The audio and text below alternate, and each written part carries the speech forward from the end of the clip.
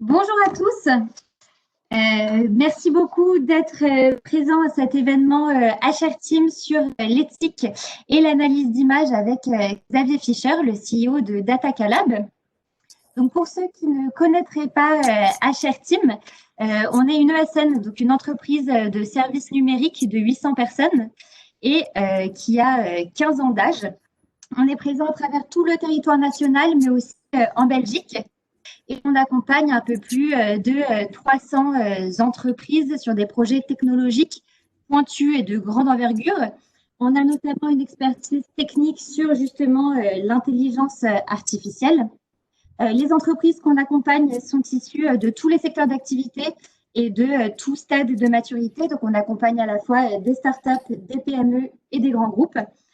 Et on organise régulièrement des événements comme ça qui mettent en avant une personne clé de l'écosystème tech pour suivre l'ensemble de nos actualités et les événements à venir. N'hésitez pas à nous suivre sur notre page LinkedIn. Donc, c'est HR Team Group. Donc, voilà. Donc, aujourd'hui, on a la chance de recevoir Xavier Fischer, qui est le CEO et fondateur de Datacalab. Donc, pour présenter un petit peu rapidement Datacalab, Datacalab, c'est une start-up française d'intelligence artificielle qui est spécialisée dans le développement d'algorithmes d'analyse de l'image par ordinateur. Donc, pour faire un petit peu plus simple, Datacalab permet d'extraire des informations depuis une vidéo en temps réel, des informations et donc des statistiques sans jamais reconnaître l'identité des personnes dans les vidéos. Donc, on a beaucoup parlé de Datacalab récemment parce que leur dispositif a été utilisé par la ville de Cannes, mais aussi par la RATP pour la détection du port du masque dans les transports en commun. Aujourd'hui, Datacalab fait un petit peu débat parce que la CNIL a jugé que ce dispositif était non conforme à la RGPD et a donc suspendu ce dispositif pour le moment. Ça a donc réouvert tout ce débat autour de la protection des données personnelles, de la vie personnelle et l'éthique autour de l'analyse d'images. Et c'est justement ce dont on va parler aujourd'hui. Donc, pour vous expliquer un petit peu comment va se dérouler l'événement, donc là, je vais laisser la parole à Xavier qui va vous faire sa présentation. Suite à ça, j'interviendrai, je poserai quelques petites questions donc à Xavier sur les thèmes de l'éthique et de l'analyse d'images. Et suite à ça, vous pourrez prendre la parole et il y aura un échange entre le public et Xavier. Donc voilà, merci beaucoup Xavier d'être avec nous aujourd'hui. Je te laisse la parole. Si tu souhaites partager une présentation, il te suffit juste d'appuyer sur le bouton partager et tu pourras faire un partage d'écran. Super. Bonsoir à tous et tout d'abord merci beaucoup à HR Team de nous recevoir. Merci pour cette intro, hein. C'est une présentation déjà quasi totale de ce qu'on fait. Je vais essayer de rentrer un peu plus dans le détail, mais c'est exactement le sujet. Datacalab, on est une entreprise qu'on a créée en fait il y a 4 ans dans le but de développer la version un peu européenne de l'analyse de l'image. En fait, pour me présenter, moi je suis ingénieur et j'ai fait mes études en France. Je suis parti vivre ensuite aux États-Unis et j'ai travaillé en fait pour une entreprise qui s'appelait Emotion basée dans la Silicon Valley.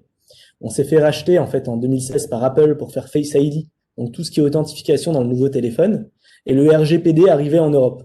Et donc on s'est dit, est-ce qu'il n'y a pas moyen de faire quelque chose qui respecte totalement le RGPD? Bon, on y reviendra après, les concepts de privacy by design, etc., pour justement avoir une alternative à l'analyse de l'image qui prend en compte exactement ce qui est précisé dans ce texte et plus encore.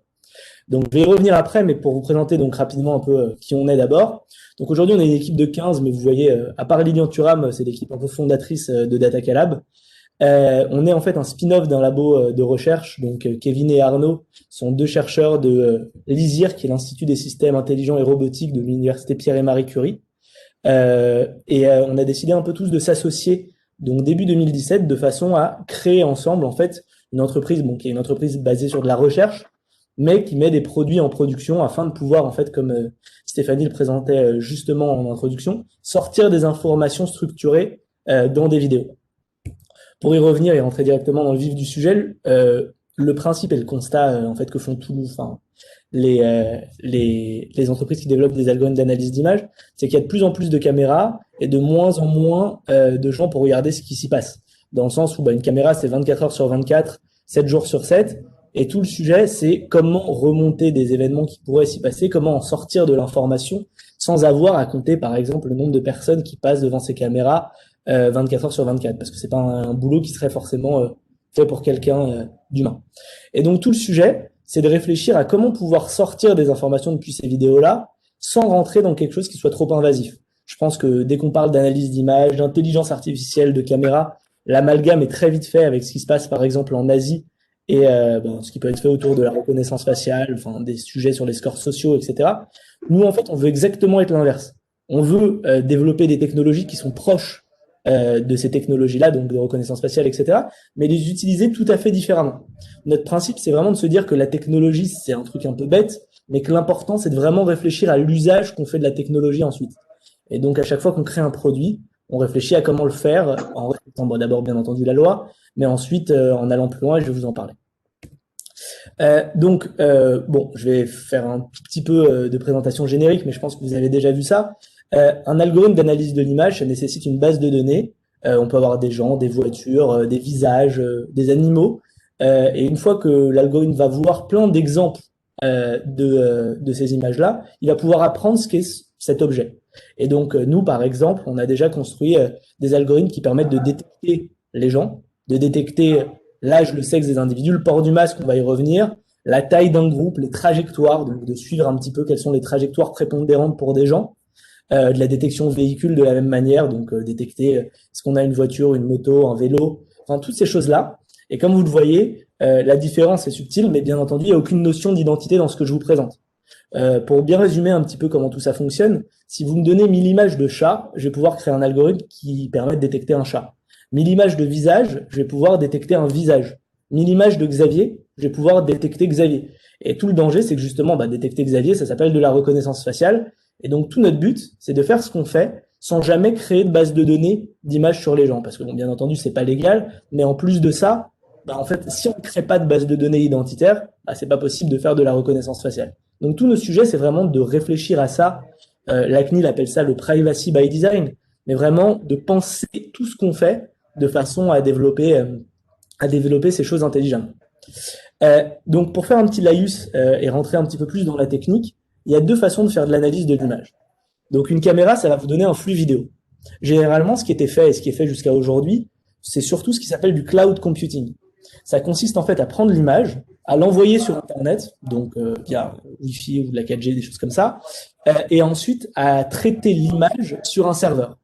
Le problème de tout ça, c'est que dès qu'une image part sur Internet, elle peut être vue, elle peut être stockée quelque part, et on peut pas assurer 100% de sécurité en termes de cybersécurité. Dès que l'image arrive sur Internet, c'est très compliqué de pouvoir assurer que on va la supprimer instantanément. Donc le problème qu'il y a en fait avec ces méthodologies autour du cloud computing, c'est que dès qu'on envoie les flux vidéo, quels qu'ils soient, d'une ville, d'une station de métro, d'un centre commercial, en fait le problème qu'on va avoir très vite, c'est comment sécuriser tout ça. Deux autres problèmes sont bien entendu le coût, parce que quand on fait des traitements sur des serveurs, ça coûte cher, et le débit, mais vraiment le plus gros problème pour nous du cloud computing en général, c'est qu'on envoie des vidéos de gens qui sont pas forcément consentants sur des serveurs sur Internet, et donc on pourrait, en fait, si on détourne ces usages-là, créer des bases de données d'images de gens qui pourraient servir à, comme je le disais au démarrage, faire de la reconnaissance, ce qu'on souhaite vraiment pas faire. Bon, les avantages du cloud computing, pour le préciser, et j'y reviendrai après, c'est qu'en fait, on a une puissance de calcul importante. Tous les providers cloud, donc type Amazon Web Services, Google Cloud, IBM ou OVH, pour citer un acteur européen, en fait, tous ces serveurs-là scale assez rapidement. Donc, si j'ai envie de pouvoir en fait traiter la vidéo avec un algorithme qui est lourd sur une grosse machine, je vais pouvoir le faire. Donc ça, c'est un avantage parce que je vais pouvoir être assez précis. Donc ça, c'est pour citer l'avantage, le gros avantage du cloud computing, c'est que je vais pouvoir traiter la vidéo de façon assez bourrin en quelque sorte. Donc ça, c'est ce qui existait jusqu'alors. Une autre approche qui se développe depuis quelques années maintenant de façon à protéger un peu plus les données qu'on collecte, ça s'appelle du edge computing. On en parlait en introduction, mais tout le sujet, c'est de traiter l'image localement pour ne rien envoyer sur Internet. Typiquement, la caméra va être connectée à un petit ordinateur qui va être présent dans la gare, dans le métro, sur les marchés de Cannes dans lesquels on travaillait, ce qui va permettre en fait en temps réel de traiter l'image en données. Le principe, c'est que comme ça, je vais pas envoyer d'image sur Internet. Je vais envoyer uniquement les statistiques et les résultantes de mon algorithme. Et ce qui est plutôt positif là-dedans, c'est que comme ça, on est certain qu'on ne envoie pas, on ne stocke pas d'images sur les gens dans aucun des cas. Nous, notre traitement, par exemple, pour vous donner un chiffre, il prend moins de 100 millisecondes. Et donc, on installe en fait un petit ordinateur juste à côté de la caméra pour être certain que l'image n'a aucune durée de vie et qu'elle ne va être visualisée par personne. Donc, l'avantage, je vous en parlais juste avant, c'est que c'est un peu mieux pour respecter le RGPD, bien entendu. Le coût de traitement est moins important parce qu'on va mettre un petit algorithme en local et donc on ne va pas envoyer une vidéo sur Internet. Donc, en termes de coût d'infrastructure, de stockage, ça coûte beaucoup moins cher parce qu'il n'y a pas de transmission de conservation d'image. Le vrai inconvénient, en quelque sorte, c'est que on va avoir un ordinateur qui coûte pas très cher et qui va pas être très puissant à côté de la caméra. Pourquoi? Je vais vous donner un exemple. Imaginons un métro avec 1000 caméras. Si on veut traiter les 1000 caméras, il va falloir installer 1000 petites processing power, par exemple. Si chacune d'entre elles, c'est une carte graphique hyper importante de Nvidia qui vaut 2-3 000 euros, en fait, il n'y a pas de modèle économique réel dans le sens où la carte graphique pour processer le flux vidéo va coûter trop cher par rapport sur investissement qu'on pourrait créer. Et donc, tout le sujet, c'est que nous, pour faire ce edge computing-là, on a la nécessité, en fait, nos clients nous demandent d'installer des ordinateurs qui sont des i3, des i5, donc des vrais petits ordinateurs qui vont coûter quelques centaines d'euros. Et donc, l'inconvénient de tout ça, c'est qu'en fait, l'algorithme qui va transformer les images en données, il va être moins, il peut pas être si lourd que ça. Typiquement, il y a deux types de façons de faire tourner ces algorithmes sur une carte graphique ou simplement sur un CPU. Déjà, rien qu'avoir du GPU quelque part dans la chaîne de valeur en faisant du edge computing, c'est compliqué en termes de coût. Et donc, ça nous oblige, nous, en termes de société, à redévelopper tous les algorithmes que l'on utilise de façon à les compresser pour en fait avoir quelque chose qui va tourner hyper rapidement. Parce que le sujet, c'est qu'on n'est pas capable de traiter aujourd'hui avec les algorithmes qui sont open source et disponibles le flux d'une caméra qui existe de façon assez précise sur une processing power assez peu importante. Donc voilà un peu la différence entre cloud computing et edge computing. Pour rentrer très rapidement dans la chaîne de traitement et après je vais vous montrer quelques exemples, comment ça fonctionne. On va d'abord donc collecter le flux vidéo. On va d'abord détecter les objets qui nous intéressent. Donc là, par exemple, ça peut être un individu, ça marche de la même manière pour une voiture. Une vidéo, c'est une chaîne d'images. Donc, bien entendu, vu que je veux faire par exemple du comptage, je suis obligé de savoir que la personne rouge qui est ici, c'est la même personne rouge qui est ici à l'image d'après. Parce que si je compte deux fois la même personne rouge, bien entendu, mon comptage n'est pas bon. Donc l'étape d'après, donc l'étape après la détection, c'est de la réidentification, de façon à suivre les individus, de façon à savoir qui est qui. Et tout notre sujet, c'est que nous, la réidentification, on cherche par exemple à la faire de façon à ne pas se baser sur le visage pour pas du tout être axé sur le facial, mais plus sur les vêtements et donc faire quelque chose qui est totalement non biométrique. Une fois qu'on a suivi et qu'on a compris donc sur les quelques images dans lesquelles la personne ou la voiture est dans le flux vidéo, ce qu'on peut faire, c'est sortir des attributs. Et donc, par exemple, le port du masque. Je vais vous montrer à quoi ça ressemble, mais tout le sujet, c'est que donc c'est plein d'algorithmes qu'on met à la suite et qu'on arrive à faire tourner sur ce petit ordinateur de façon à extraire la donnée qui nous intéresse. Et tout le sujet, c'est que ce petit ordinateur qui fait ce traitement-là, en fait, il va garder uniquement les statistiques. Et donc, ce qui va sortir à la fin du traitement, c'est pas une image, c'est 100 personnes, par exemple, et 63% de port de masque. C'est cette donnée-là uniquement qu'on envoie sur Internet. Et qu'est-ce que ça garantit, ça? Ça garantit que ce qu'on envoie sur Internet, c'est pas une donnée très sensible. Dans le sens où si nous, demain, on se fait hacker, en fait, on n'a pas de base de données d'images sur les gens, on n'a que les statistiques qui sont importantes pour prendre des décisions. Ce qu'on pourra donc après visualiser dans des dashboards. Donc pour vous montrer quelques petites vidéos pour vous montrer un peu comment ça marche, par exemple, on est capable de détecter le bon port du masque. Donc ici, vous voyez une personne dans notre bureau donc qui porte le masque OK. Ici, on voit que le masque est en dessous du nez, masque under nose. Ici, on voit que le masque il est un peu plus bas, donc en dessous de la bouche, masque under mouth. Et ici, no masque. Donc tout le sujet, c'est que on va pouvoir faire tous ces entraînements-là pour sortir cette information et garder que la couleur des carrés que je viens de vous montrer. On ne stocke pas la vidéo, l'image est faite en temps réel et on va garder par exemple le nombre de carrés verts, le nombre de carrés orange ou le nombre de carrés rouges que l'on va compter au sein d'une vidéo. Donc ça, c'est sur une vidéo un peu prototypique. Pour vous montrer autre chose, donc en conditions réelles, aujourd'hui sur des petites edge devices, on va être capable de faire la même chose sur des populations qui sont un peu plus proches les unes des autres. Donc là, vous voyez par exemple, chaque personne a une couleur et ensuite on va pouvoir voir en fait les gens qui sont en vert sont ceux qui portent leur masque, ceux qui vont être en rouge vont être ceux qui portent pas leur masque. Donc là, on attend 2 secondes pour voir un peu la couleur qui apparaît. Là, vous voyez les premières personnes qui se rapprochent un petit peu.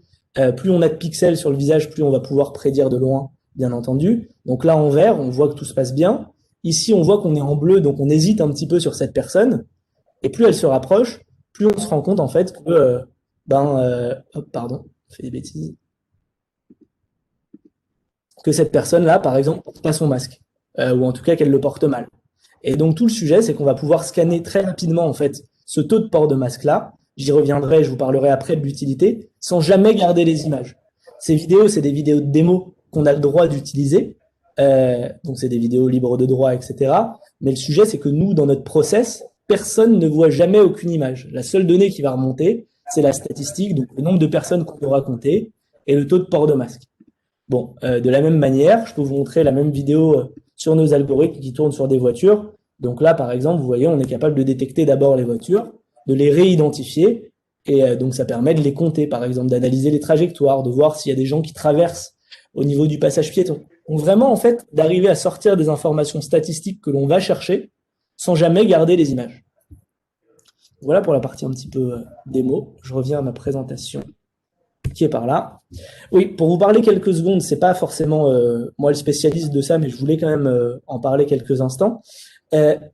On travaille du coup, et nos sujets de recherche, c'est vraiment la compression des modèles et des réseaux de neurones qu'on utilise. Parce que comme je vous l'ai dit, pour faire le edge computing, on a vraiment des tout petits ordinateurs pour faire le traitement. Et donc la question se pose de comment est-ce qu'on fait pour avoir une précision qui est suffisante pour nos clients sur des ordinateurs qui vont vraiment pas être puissants. Donc on a 2 façons de faire les choses. La première, c'est de la distillation.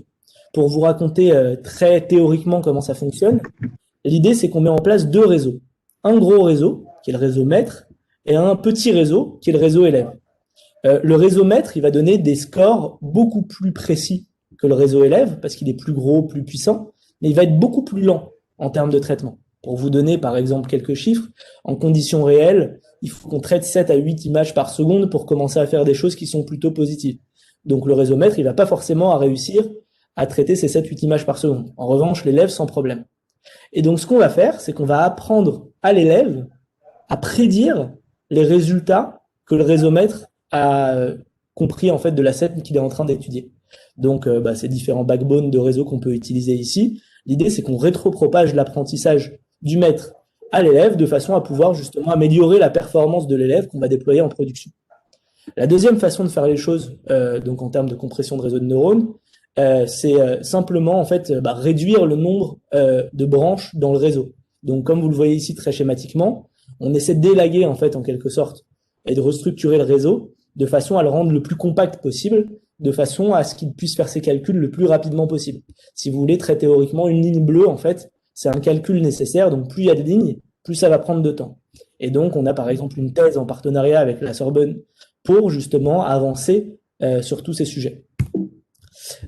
Pour vous donner quelques chiffres, par exemple aujourd'hui, on est capable de traiter une vidéo à 20 images par seconde en Full HD sur un ordinateur qui va être un Intel NUC, un i5 par exemple.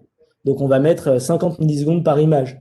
Notre but, c'est vraiment en fait de pouvoir traiter tout ça rapidement, de jamais lâcher en fait le temps et d'essayer de faire réduire au maximum le nombre de millisecondes nécessaires pour traiter une image, de façon à pouvoir passer plus de traitements là-dessus. Encore une fois, pourquoi est-ce qu'on doit faire tout ça en R&D? C'est parce que vu qu'on ne veut pas envoyer les images sur des serveurs, on est obligé de tout sortir en temps réel. Et donc d'avoir des modèles qui sont assez précis pour être convenables commercialement, mais qui permettent de ne rien stocker. Donc en termes de précision, sur du comptage, on est à 98% environ. Sur du genre, on est à 94%, donc homme-femme à 2 classes. Sur de l'âge à 3 classes, on est un peu plus faible, vers 81%. Et donc, bon, tout le sujet, c'est que notre modèle à nous, c'est d'être vraiment une entreprise de recherche. Donc, on développe tout depuis le démarrage, on n'utilise pas de choses open source, de façon à justement créer toute une chaîne et tout un produit qui traite les images en temps réel. Avant de rentrer dans pourquoi choisir Datacalab, un point dont je voulais parler avec vous, et on en reparlera sûrement dans les questions après, c'est la chaîne de traitement qu'on met en place. Donc je vous l'ai expliqué, il y a la caméra et un petit ordinateur qui va traiter les images en temps réel. Nous, on a pensé, et pourquoi on parle un peu d'éthique, etc., à plein de choses pour essayer de mettre en place des garde-fous techniques pour être certain que la donnée ne soit pas utilisée à des fins de verbalisation, par exemple. Donc, je vous donne un exemple.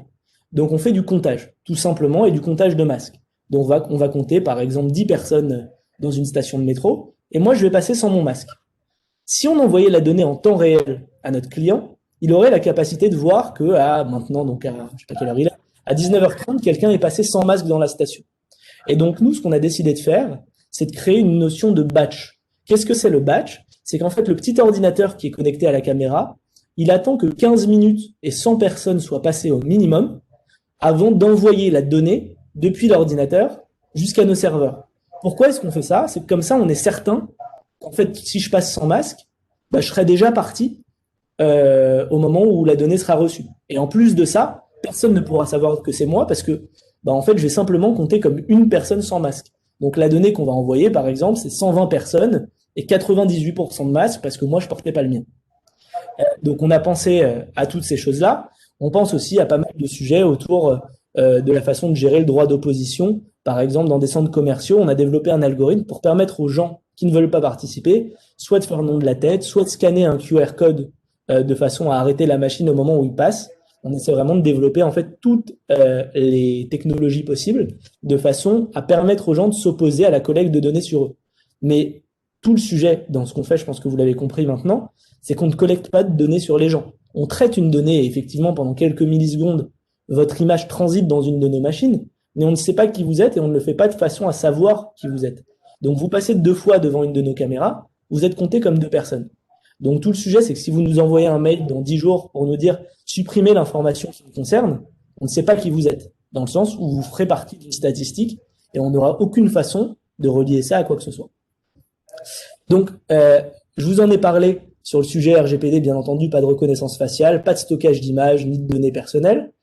Vu qu'on développe tous nos modèles pour faire du edge computing et qu'on essaie de rétrécir et de diminuer la taille de nos réseaux de neurones au maximum, on peut proposer des solutions qui coûtent plus trop cher, dans le sens où maintenant, ça coûte 200 à 300 euros d'installer un petit ordinateur derrière une caméra.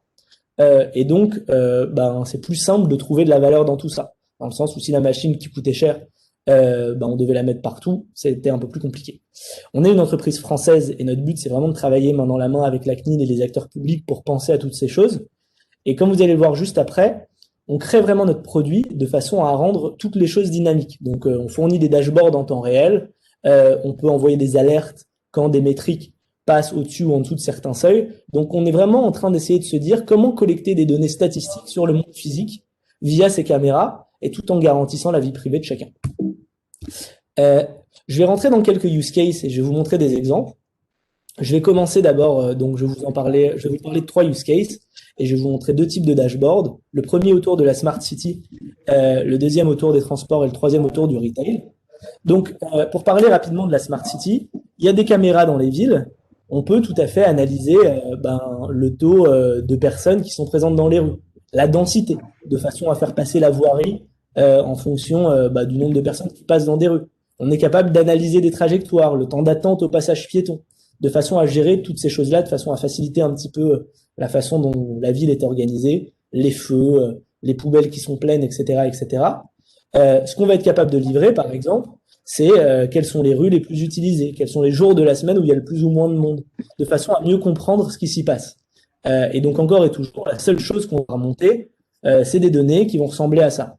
Bien entendu, dans le cas où il y a des comportements, donc par exemple, s'il y a trop de monde dans une rue et qu'on ne sait pas pourquoi et qu'on se rend compte que c'est complètement anormal parce qu'on fait 3 fois le nombre de personnes qu'il y a dans cette rue habituellement, on sera capable de lancer une alerte.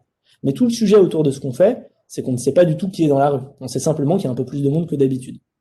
Là, par exemple, sur 30 jours glissants via cette caméra, on a pu analyser les trajectoires qui sont prises par les gens. Comme ça, on comprend un petit peu quels sont les endroits qui vont être les plus abîmés, les moins abîmés, quels sont les sens de passage au passage piéton. Par exemple, on se rend compte ici qu'il y a presque 2 fois plus de gens qui vont de droite à gauche que de gauche à droite. Et donc vraiment, cette donnée, encore et toujours statistique.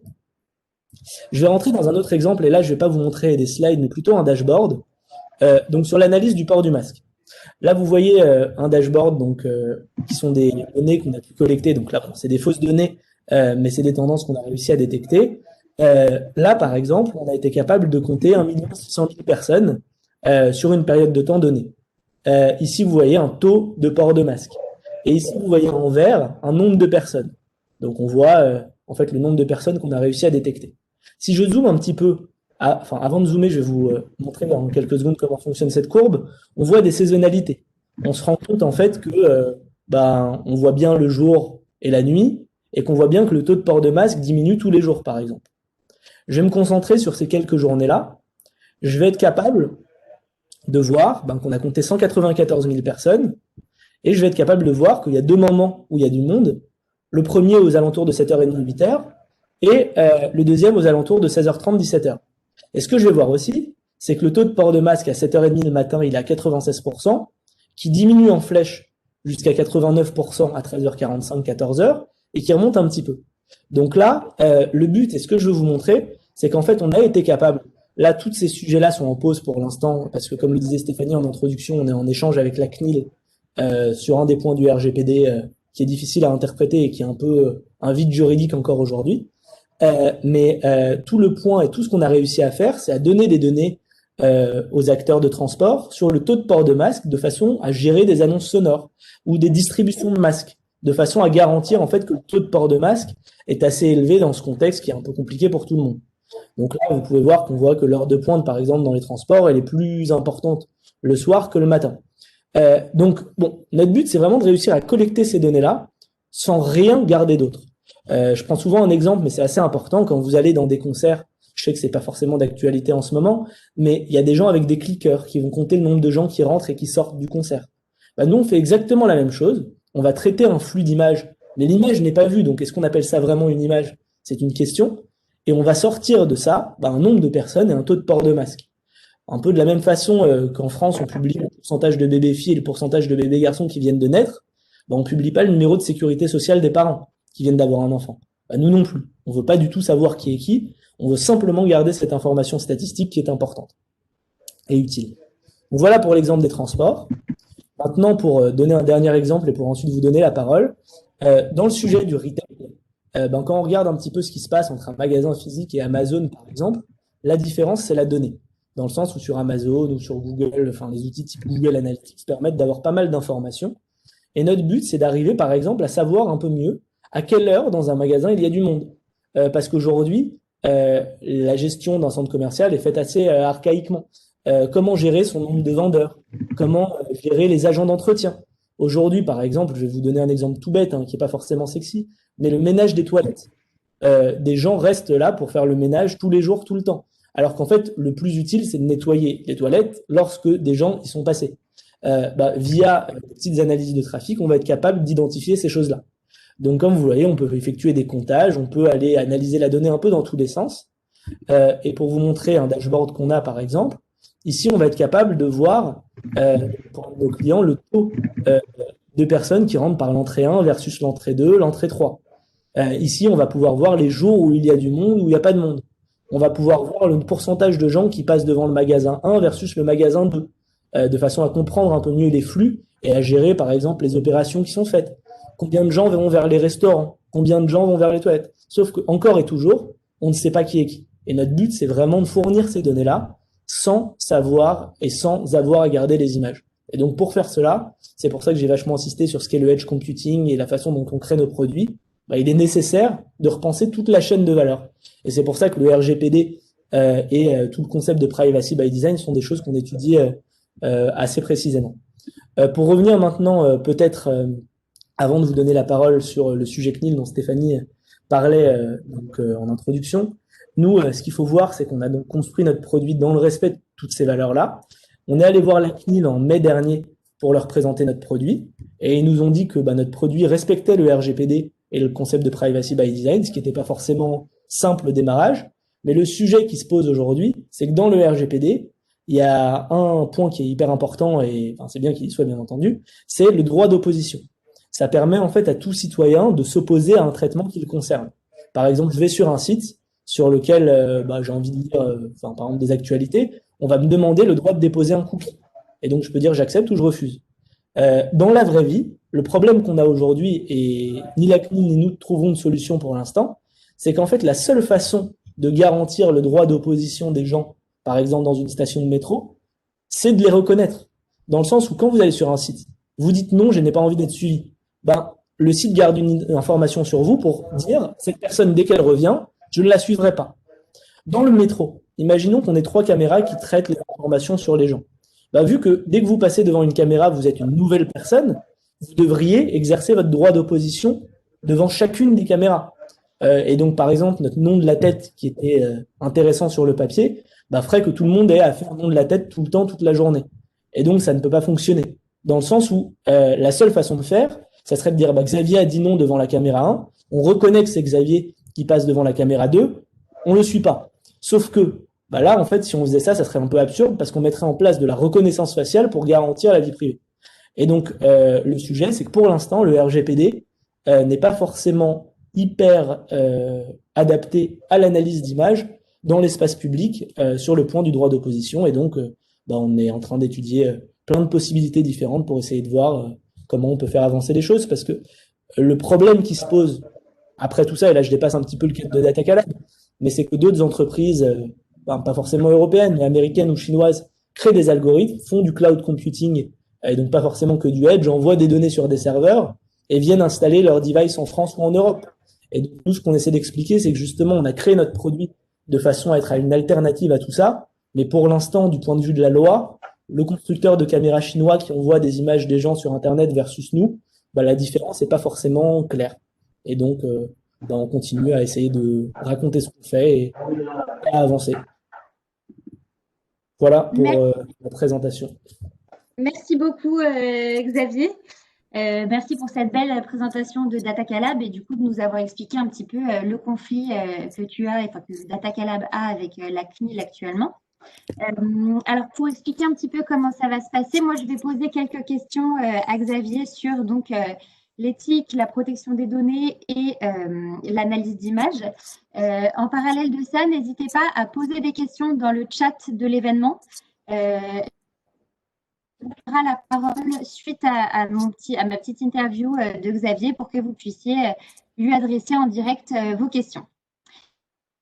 Xavier, avant de parler plus généralement donc, de protection des données et de RGPD, juste une petite question. Donc, tu disais que la CNIL avait jugé le fait qu'il fallait faire un nom de la tête comme une modalité d'opposition qui n'est pas assez suffisante et qui donc n'est pas conforme à la RGPD.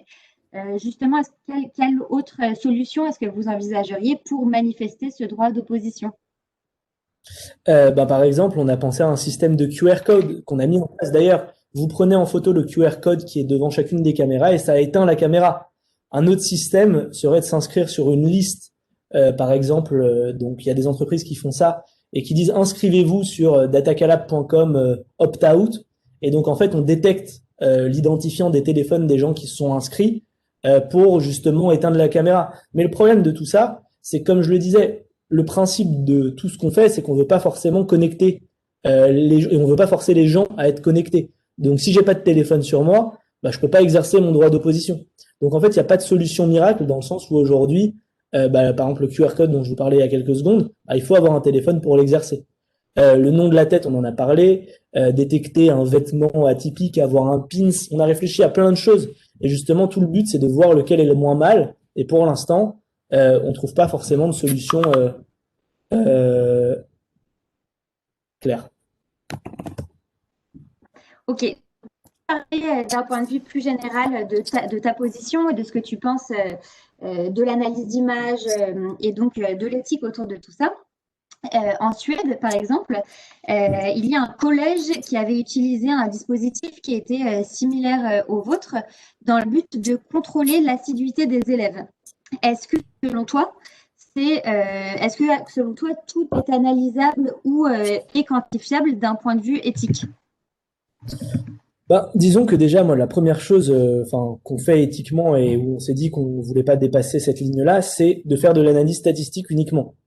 Si je fais partie d'un groupe et donc on fait une analyse sur 100 personnes, ça, pour le coup, c'est pas de la donnée qui concerne Xavier. Si en revanche, on remonte des données sur chacun des élèves, ça devient un peu plus compliqué dans le sens où en fait, c'est une donnée personnelle, il faut le consentement de chacun et des algorithmes d'analyse d'image peuvent comprendre et détecter pas mal de choses sur les gens. Donc nous, ce qu'on s'est dit depuis le démarrage, c'est de faire de la statistique uniquement, et d'où la création de cette notion de batch qui nous permet en fait de renvoyer de la donnée toutes les 15 minutes sur un groupe d'individus. Donc c'est vraiment comme ça qu'on voit les choses. Je vais vous donner un exemple, la détection de masques. Donc je viens de vous expliquer comment on la faisait nous par exemple dans les transports en commun. Uber a développé une technologie de détection de masques qu'ils ont mis dans leur appli à un moment pour les chauffeurs, pour vérifier que les chauffeurs en fait portaient bien leur masque avant de démarrer la course. Bah ça, moi je suis pas forcément pour. Pourquoi? Parce qu'en fait c'est de la donnée individuelle encore une fois, et tout ce qu'on fait, c'est pas une science exacte encore. C'est-à-dire qu'en gros, on teste les niveaux de précision pour avoir des algorithmes qui fonctionnent bien sur tout type de gens. Il y a toutes les problématiques d'algorithmes racistes sur lesquels on travaille en permanence. Mais c'est pas des sujets simples, hein. Il n'y a pas de réponse claire, nette et précise. Et donc, prétendre mettre dans nos vies un algorithme qui va changer la vie d'un individu, c'est trop tôt pour nous. Et donc, c'est pour ça qu'on essaie vraiment de faire de la statistique et de la statistique uniquement. Donc, justement, en parlant de ce qui est éthique ou non, toujours, donc aux États-Unis, par exemple, la technologie de reconnaissance faciale est utilisée par différents services de police ou même des services de sécurité privés sans cadre légal et fédéral. En Europe, nous, du coup, on a mis en place la RGPD qui permet de cadrer tout ça. Comment est-ce que tu te positionnes par rapport à la RGPD? Est-ce que tu penses que c'est une bonne chose ou est-ce que d'un point de vue commercialisation des sociétés, ça peut être compliqué? Bah, en fait, c'est compliqué parce que je vais être totalement transparent et je vais répondre en tant que fondateur de Datacalab et en même temps en tant que citoyen parce que c'est deux points de vue assez différents. Moi, avant de créer cette entreprise-là et quand je partais bosser donc dans la Silicon Valley pour cette entreprise américaine, j'avais assez peur de ce qu'ils faisaient. C'était de la détection de visage, comprendre le niveau d'attention des gens. Je connaissais pas du tout le domaine et je me suis dit, bah, c'est super, j'ai envie d'aller voir ce qui se passe justement pour comprendre et voir comment le monde va avancer. Et donc, j'ai commencé comme ça quand j'étais en stage de fin d'études dans cette entreprise. Et une fois que la boîte s'est fait racheter, bah, je me suis dit, c'est le moment de créer quelque chose pour justement essayer de créer une solution qui remplit toutes ces règles-là. Dans le sens où le but, c'est pas de faire n'importe quoi. Et d'ailleurs, pour revenir sur ta question sur les US, bah, ils commencent de plus en plus à bannir la reconnaissance faciale. Tout le sujet, c'est que ben, quand on dit reconnaissance faciale, les gens font souvent l'amalgame avec analyse d'image. La reconnaissance faciale est bannie, l'analyse statistique, par exemple, pas forcément encore. Et donc tout le sujet, c'est vraiment en fait de commencer à débattre sur quelle est la place de ces usages-là dans nos vies demain. Pour revenir sur la question du RGPD, moi en tant que citoyen, je suis tout à fait pour parce que ça empêche les dérives, ça crée des normes et ben on est obligé de les respecter. Maintenant, il est vrai qu'en tant que fondateur d'une entreprise, etc., c'est compliqué parce que nous, pour vous donner un peu l'envers du décor, donc en mars dernier, un peu comme tout le monde, on est surpris par ce qui se passe et la crise sanitaire. On se dit, bah, on va développer un produit pour analyser le port de masque et ça va être utile parce que ça va permettre de rassurer les gens sur le bon port du masque pour continuer à prendre les transports, de gérer les stocks de masques. Il ne faut pas oublier qu'au début de la crise, le problème qu'on avait, c'est qu'on n'avait pas assez de masques pour tout le monde. Donc nous, ce qu'on se disait, c'est que bah, en disant qu'il y a plus de masques à Paris qu'à Cannes, bah, les stocks de masques, on va aider à les gérer pour les distribuer à Cannes, tout bêtement, mais c'était ça qui était fait, quoi. Et on crée ce produit-là, on travaille, comme des malades, on travaille 20 heures par jour et toute l'équipe fait ça. On va voir la CNIL et effectivement, ils nous disent bah, c'est super ce que vous faites, mais ce droit d'opposition n'est pas forcément hyper carré encore aujourd'hui. Et donc là, ça fait, ça c'était en juin-juillet. Depuis juin-juillet, on n'a plus vendu de prestations à nos clients dans le sens où il faut faire avancer les choses légalement parce que en aucun cas, on veut vendre un produit qui respecterait pas nos règles. Tout le sujet et toute la complexité de ça, c'est que aujourd'hui, il y a plein d'autres entreprises qui font de l'analyse d'image et il y a une zone grise sur ces sujets, dans le sens où la CNIL ne s'est pas encore fortement prononcée. En fait, ce qu'on voit pas, mais je vais le dire très clairement, c'est que la décision que la CNIL nous a donnée sur le droit d'opposition, ça bloque tous les acteurs de l'analyse d'image pour l'instant.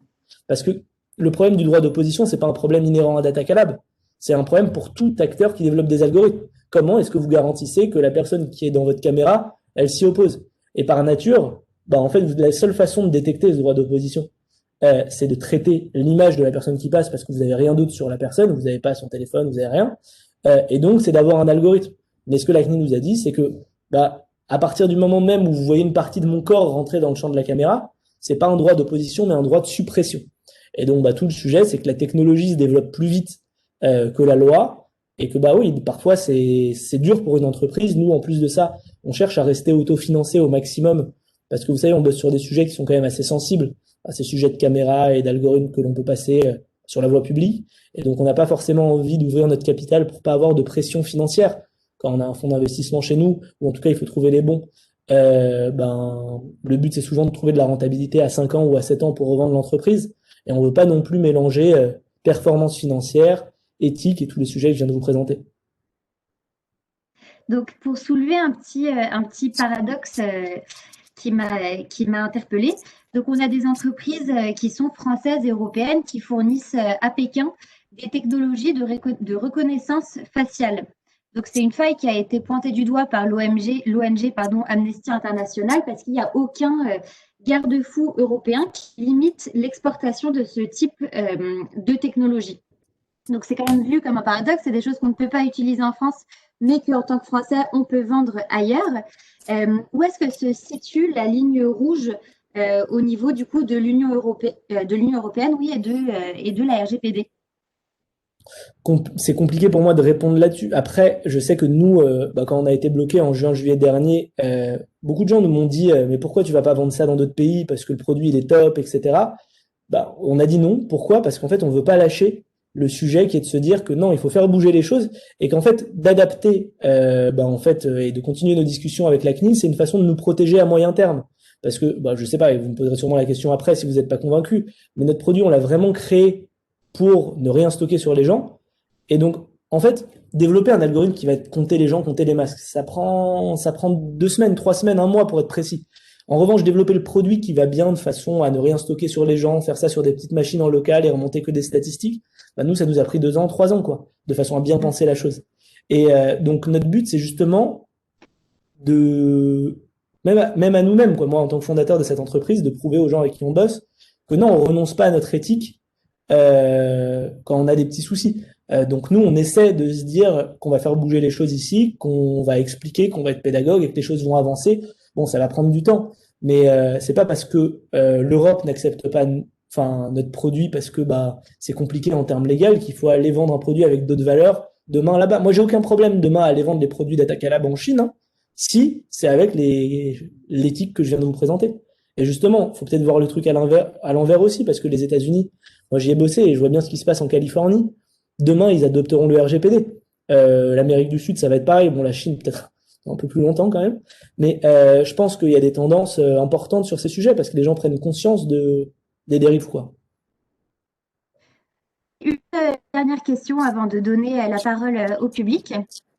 Le marché de la reconnaissance faciale, il est en pleine expansion, donc il a augmenté de 20% par an ces 3 dernières années. Et du coup, il est dominé par les entreprises chinoises, japonaises et américaines, pendant que les entreprises européennes sont du coup un peu à la traîne. Il y a plein d'usages différents qui sont divers et variés à la reconnaissance faciale. Tout à l'heure, tu as cité l'exemple d'Uber, mais par exemple aussi, on peut déverrouiller son téléphone avec son visage. Donc, c'est un peu un paradoxe parce qu'on est OK pour envoyer nos données, du coup, notre visage à Apple, mais en revanche, du coup, on n'accepte pas la détection, par exemple, du port du masque dans les transports en commun. Pourquoi est-ce que c'est une défiance des pouvoirs publics? Est-ce que c'est culturel? Enfin, pourquoi ce petit paradoxe? Avant de répondre à la question, 2 petits trucs sur pour séparer encore une fois, c'est hyper important, reconnaissance faciale de par exemple ce que fait Uber. Uber, ils font pas de la reconnaissance faciale, ils font de la détection du port du masque, par exemple, pour voir qui porte un masque ou non. C'est hyper important pour moi de reclarifier ces termes parce que la reconnaissance faciale, c'est une partie de l'analyse de l'image. La détection de port de masque, ça va être une partie de l'analyse de l'image aussi, mais il n'y a pas de reconnaissance dans tout ça. Maintenant, pour revenir sur la question d'Apple, et je vais pas les défendre parce que c'est tous mes anciens copains qui travaillent là-bas, mais quand même, on n'envoie pas ces données à Apple. En fait, la donnée, elle reste dans le téléphone. C'est-à-dire qu'on prend une photo de soi ou 10 photos de soi au démarrage, quand on achète l'iPhone ou quand on le reparamètre, et en fait, c'est transformé automatiquement en traces mathématiques. Donc, l'image reste à peine. Ce qu'on garde, en fait, c'est quelque chose qui s'appelle les embeddings. C'est l'empreinte mathématique du visage. Et donc, en fait, quand vous allez venir devant le téléphone, ce qu'on fait, c'est qu'on regarde, en fait, la distance, ou en tout cas, si les scores mathématiques qu'on a stockés depuis un bout de temps, depuis qu'on a installé le téléphone, et le score du visage qui est présent devant le téléphone, à un instant donné, est le même. Si c'est le même, ça déverrouille le téléphone. Mais donc ce système est fait de façon à ce que justement, tout soit serverless. C'est-à-dire que la donnée reste sur le téléphone et il n'y a pas d'images qui partent sur serveur. Donc, c'est moins pire que ce qu'on pense dans le sens où, oui, effectivement, c'est de la reconnaissance. On vérifie que c'est bien la personne. Mais la reconnaissance faciale un peu hard, c'est pas forcément ce qu'il y a dans nos téléphones. Ça serait de détecter les fichiers S sur la voie publique. Et ça, pour le coup, il faut pas aller dans un monde comme ça. C'est ce qu'ils font en Chine, etc. Ça consiste à faire transiter l'image de quelqu'un sur un serveur pour matcher avec qui il est. Et donc, c'est effectivement très, très intrusif. Maintenant, pour revenir sur l'acceptation, je pense que c'est pas si simple. La CNIL, dans les discussions qu'on a avec eux, ils nous ont pas refusé. Hein.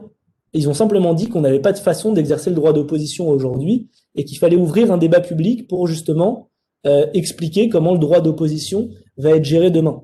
Avant le RGPD, et c'est important de le rappeler, il y avait un petit texte qui disait que le droit d'opposition n'était pas nécessaire dans les cas des traitements statistiques anonymisés à très bref délai. C'est notre cas. Ce texte-là, il a été annulé au moment où le RGPD est arrivé parce que c'était un règlement européen. Mais tout le sujet, c'est que ça avait déjà été pensé un petit peu à l'époque. Maintenant, pour revenir à la question de pourquoi est-ce qu'on accepte des choses dans certains pays et pas forcément dans d'autres, je pense que le problème et pourquoi nous, on prend vachement le temps de parler, d'expliquer, c'est qu'aujourd'hui, si vous regardez ces technologies d'analyse d'image, qui les développe? C'est des grands groupes. Donc, si on regarde en France, par exemple, je vais pas mentionner les acteurs, mais c'est des groupes, il y a certaines entreprises du CAC 40, etc. Ces entreprises ont aucun intérêt à communiquer parce que ils peuvent se prendre des bad buzz, etc. Donc, ils avancent, ils font leur commercialisation et ils évangélisent pas. Je pense que ce qu'il faut faire d'abord et avant tout, c'est expliquer la différence entre reconnaissance faciale et analyse de l'image et détection de masques et edge computing et cloud computing parce qu'aujourd'hui, moi j'ai fait ma formation d'ingénieur, donc je sais un peu ce que c'est. Mais comment vulgariser ça? Franchement, c'est pas simple parce que c'est des sujets qui sont quand même techniques et il faut prendre le temps d'expliquer pour que les gens ensuite puissent juger. Parce que le problème que j'ai moi aussi, là quand je vous raconte un peu tout ce que je fais, c'est que je suis jugé parti. Bien entendu que je vais vous dire que ma boîte elle est sympa et qu'on fait les choses bien et qu'on est gentil. Mais demain, moi, mon rêve, c'est d'expliquer ce qu'on fait, de se faire auditer pour que quelqu'un dise que ce qu'on fait, on le dit aussi d'ailleurs, et ensuite que on décide en tant que citoyen de ce qu'on veut et de ce qu'on veut pas. Parce que les traitements d'analyse d'image, ça peut aller dans beaucoup d'endroits. Ça peut détecter des incendies, ça peut détecter des gens qui s'étouffent dans leur sommeil dans des lits d'hôpitaux, parce qu'il n'y a pas assez d'infirmières pour regarder les gens. Et ça va poser vachement de sujets éthiques, parce que la question, c'est est-ce qu'on veut mettre des caméras face à des patients dans des lits?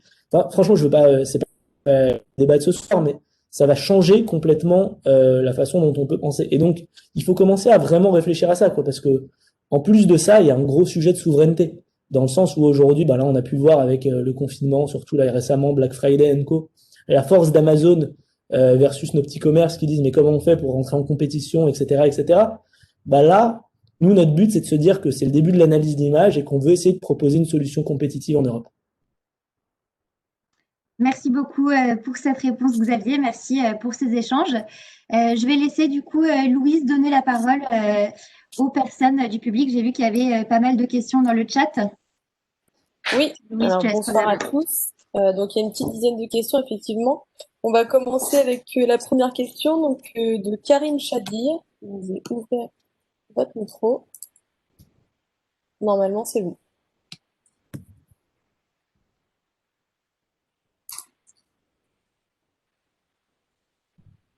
Est-ce que vous êtes avec nous, Karine? Alors, on va passer à la question. Oui, je suis là. Ah, c'est bon. Bonsoir et merci pour cette présentation, fort intéressante. Ma question est un peu technique, mais je ne sais pas si vous pouvez me répondre. C'est est-ce que vous faites de l'apprentissage supervisé ou pas? Et si c'est pas le cas, comment vous faites un peu? Ouais, bien sûr. Se réalise.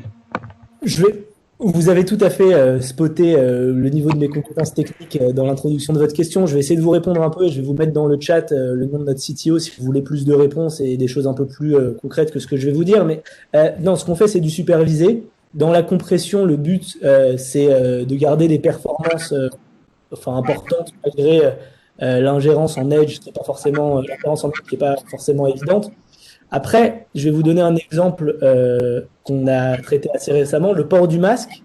Ce qu'on a dû faire, c'est synthétiser des images. Donc, on a utilisé des réseaux adversaires, GAN, pour rajouter des masques sur le visage des gens qu'on avait dans nos bases. Donc, en fait, on a pu définir que cette zone-là, c'était la zone du masque bien porté. Cette zone-là, c'était la zone du masque mal porté. Et donc, grâce à ces gammes-là, on a créé une base de données de gens masqués, parce que le problème, c'est qu'il n'en existe pas encore aujourd'hui des gens masqués et des images de tout ça. Donc, en fait, on essaie de trouver des astuces pour utiliser des images qui sont libres de droit et ensuite les modifier pour justement être certain qu'elles peuvent nous servir.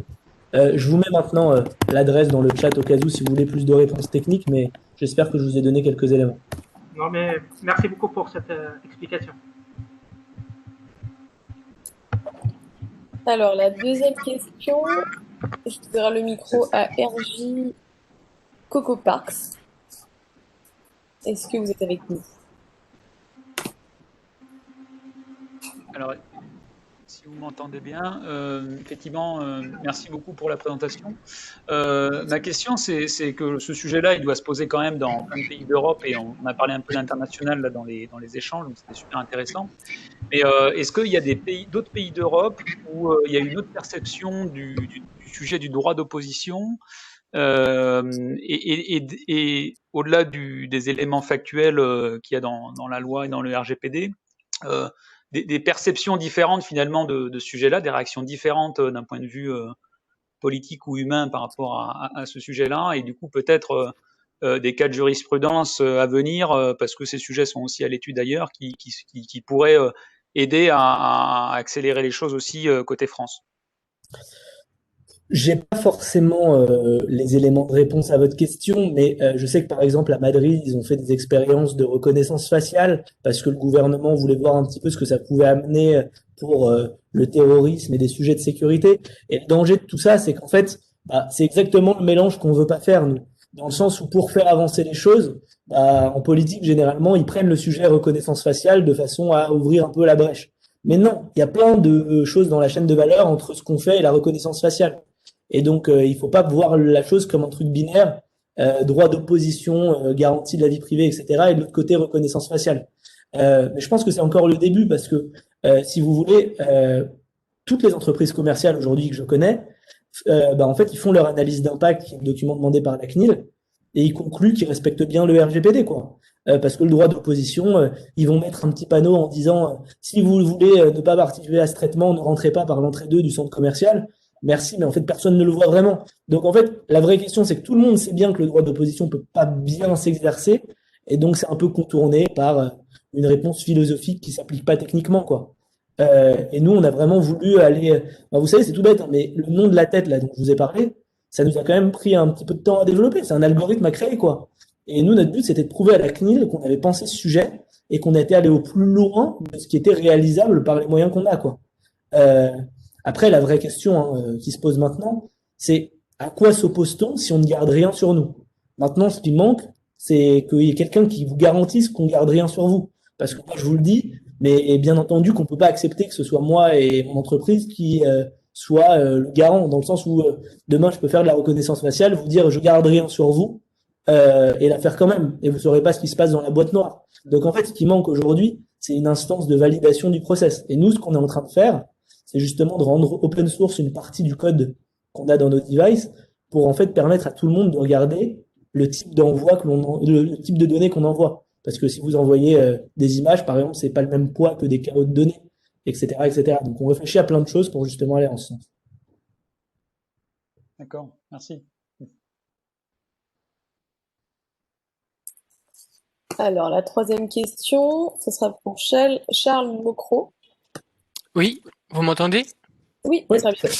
Bonjour à tous, donc merci pour cette présentation. J'ai adoré le moment justement où vous avez décrit un peu les données que vous avez pu récupérer.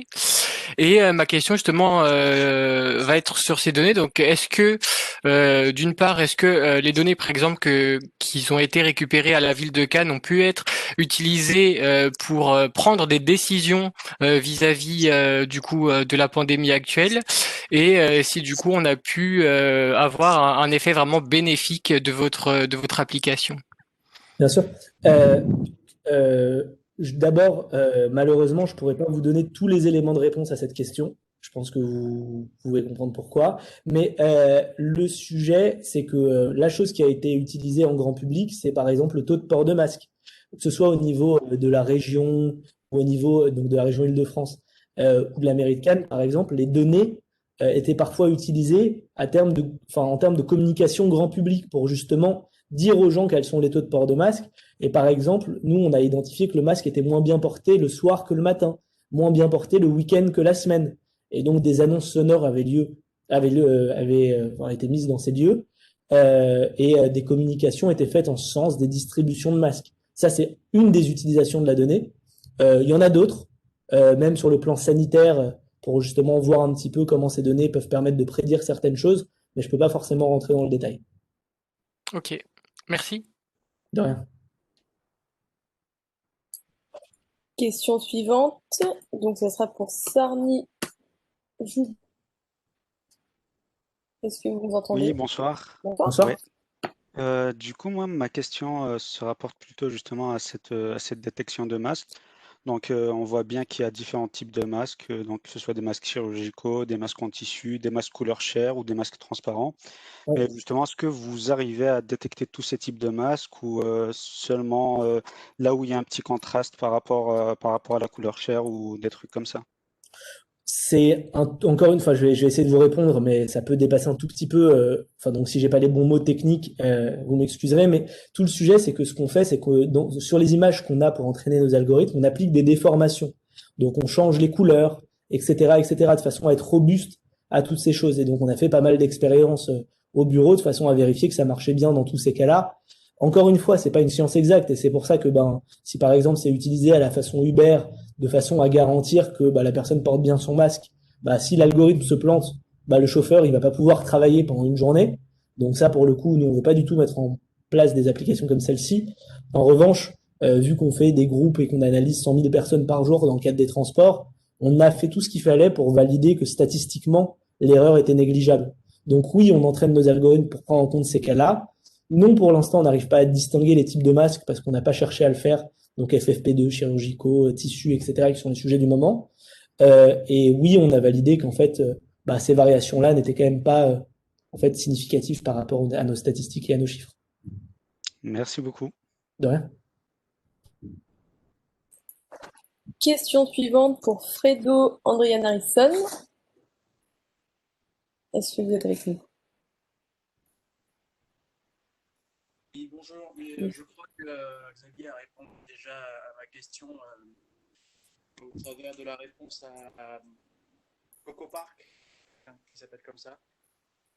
Mon sujet, c'était est-ce que votre solution aujourd'hui, elle peut être exploitée pour faire de la reconnaissance, du traitement de données individuelles et que la philosophie aujourd'hui n'est pas là et que si vous avez des pressions venant de politique, ce sera un autre débat.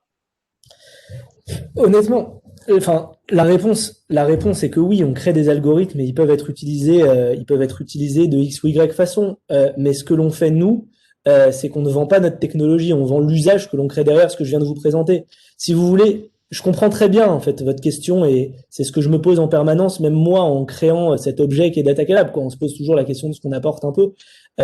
Si on prend du recul, c'est le sujet qu'on se pose tout le temps quand on parle des technologies. L'électricité qui nous permet de se parler aujourd'hui, si c'est mal utilisé, ça permet de faire la chaise électrique et de tuer quelqu'un. Après, on essaie vraiment en interne de créer des comités d'éthique, ce qu'on a fait, etc., pour valider tous les use cases qu'on développe. On essaie de travailler main dans la main avec les acteurs qui sont présents en France, donc la CNIL entre autres, pour valider tout ce qu'on fait.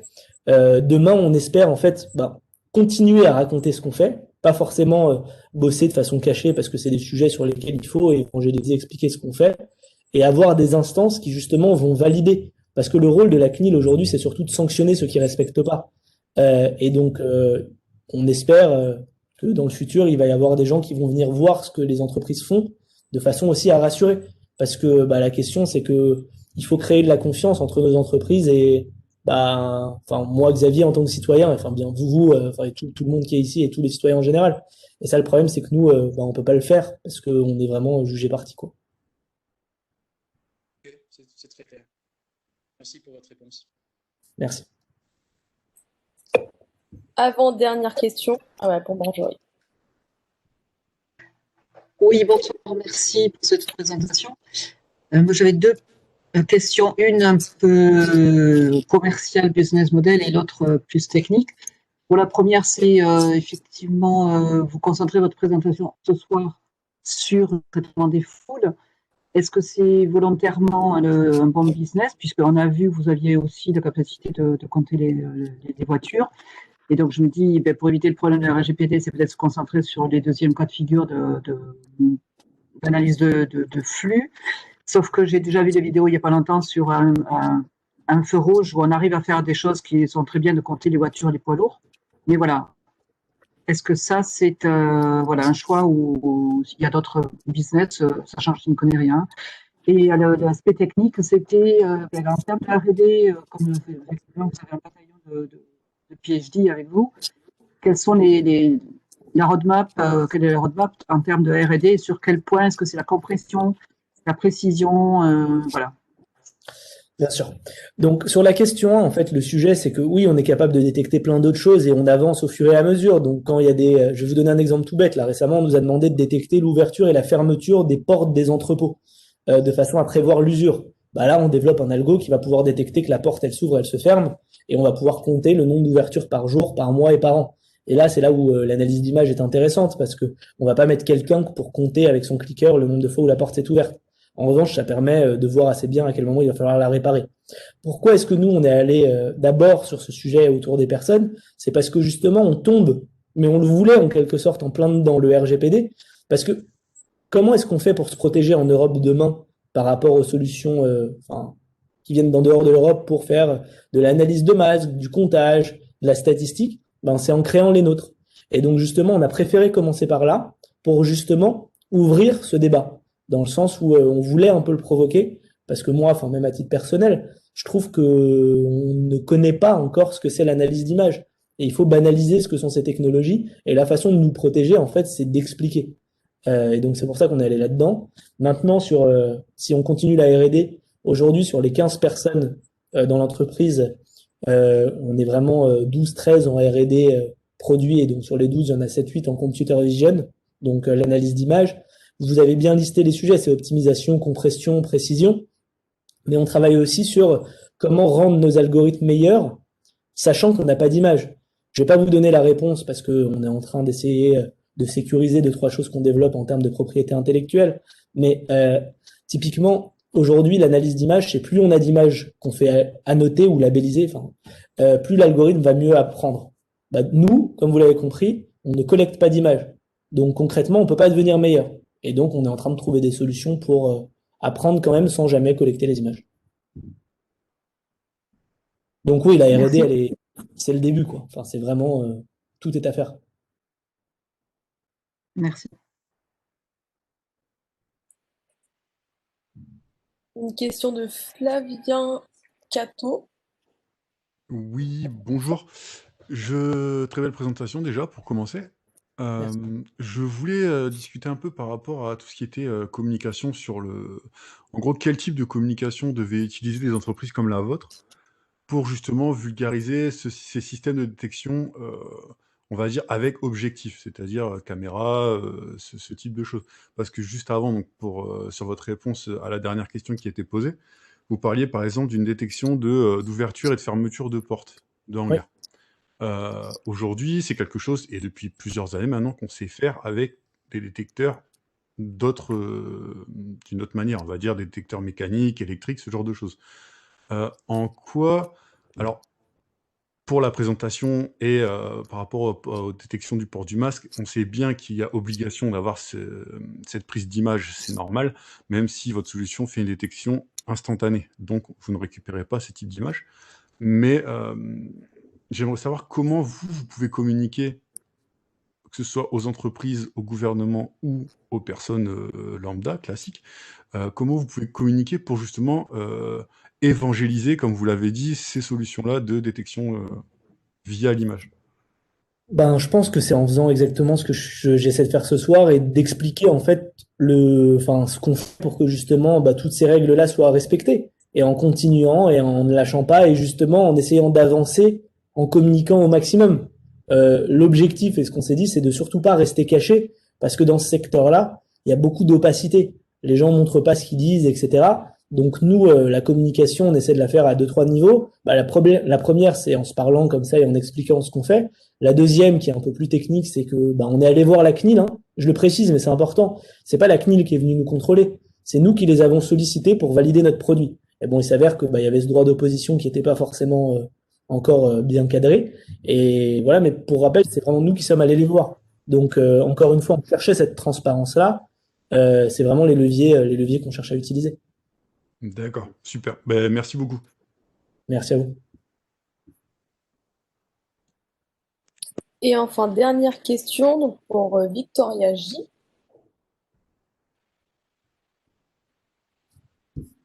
Bonsoir. Bonsoir. Moi, je me posais une question par rapport au droit d'opposition dont vous avez parlé tout à l'heure. Vous avez dit qu'une des manières que vous aviez envisagées, alors il y avait le QR code, mais il y avait aussi l'inscription sur une liste d'opt-out. Et je me posais la question par rapport à ça. Donc la caméra, elle détecterait du coup le téléphone de la personne qui ne voudrait pas être filmée. Et par rapport à cela, est-ce que du coup, ça ne conduirait pas à pouvoir quelque part donc savoir que telle personne qui a renoncé se trouvait à tel endroit, à telle heure, et du coup, ça pose également un problème par rapport au fait qu'on est au courant de ses déplacements, donc du point de vue de ses personnels. Techniquement, ça serait pas la caméra qui détecterait le téléphone, mais par exemple, ça serait un beacon ou une borne Wi-Fi ou quelque chose comme ça qui détecterait le téléphone et qui effectivement pourrait voir que la personne a fait son opt-out. Mais vous avez tout à fait raison. Et c'est justement pour ça qu'on l'a pas mis en place. Dans le sens où pour garantir le RGPD, on met en place un traitement qui est plus liberticide en quelque sorte. Et donc tout le point qu'on a aujourd'hui, c'est d'expliquer que c'est le serpent qui se mord la queue, dans le sens où comme on ne collecte rien sur personne et qu'on sait pas qui est qui, ben on peut pas proposer de droit d'opposition. En fait, on est complètement bloqué, dans le sens où bah, on fait un traitement sur l'image en 100 millisecondes, ensuite vous faites partie de ce groupe, mais on ne sait pas qui vous êtes. Donc, vous comptez pour un, et masque ou pas masque, par exemple. Ou, est-ce qu'il est allé à gauche ou est-ce qu'il est allé à droite? Et donc, en fait, on n'a aucune possibilité pour justement garantir ce droit d'opposition. Merci beaucoup. Merci à vous. Alors, je crois qu'il n'y a plus d'autres questions.